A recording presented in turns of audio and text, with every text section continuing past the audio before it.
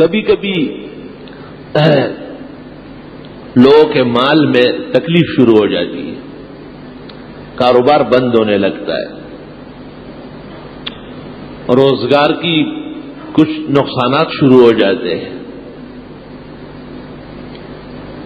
حدیث شریف میں ہے کبھی اللہ مال لے لیتا ہے، جان چھوڑ دیتا ہے۔ معلوم ہوا کہ تکلیف اور مصیبت اس شخص پر یا اس کی آل و اولاد پر آ رہی تھی، اللہ تعالیٰ نے اس کو ٹال لیا۔ مال کیا ہے؟ المال غاد دن ورائے ہو، مال صبح و شام آتا جاتا ہے۔ پشتو میں کہتے ہیں کہ مال کیا ہے؟ یہ تو تلوے کا میل ہے، ہاتھ کا میل ہے۔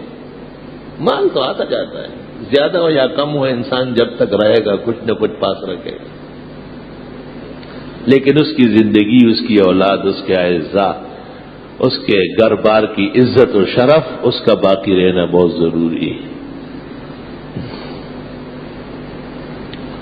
اس سے یہ مسئلہ پیدا ہوا کہ وقت بر وقت، وقت بر وقت کہو، وقت بے وقت مت کہو، وقت بر وقت مناسب اوقات میں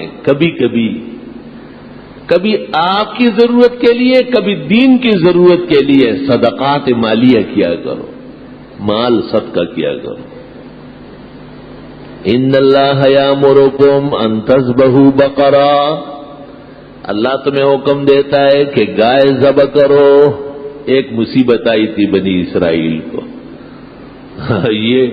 یہ صدقے میں کالا بکرا کاٹتا ہے، کتنا کم عقل ہے۔ دیکھو، کالا بکرا تو خود بلا ہے، بلا سے ٹلتی ہے، توبہ کرو، بلا تو طہارت سے ٹلتی ہے۔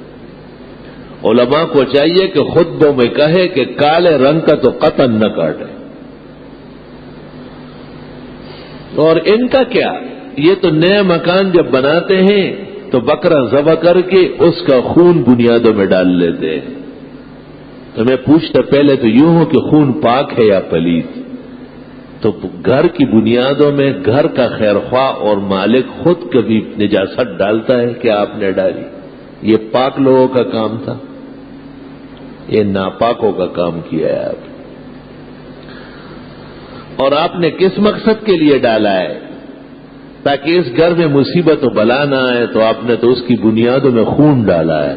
جب تک یہ مکان قائم رہے گا، اس میں خونی واقعات پیش آتے رہے، آپ نے تو یہ کوشش کی۔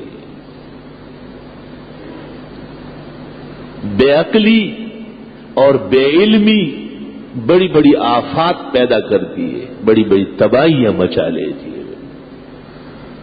اہل عقل نے کہا ہے کہ یہ بھی عقل ہے کہ عقل والوں سے مشورہ کرے، یہ بھی علم ہے کہ علماء سے پوچھ کے آپ آگے بڑھیں۔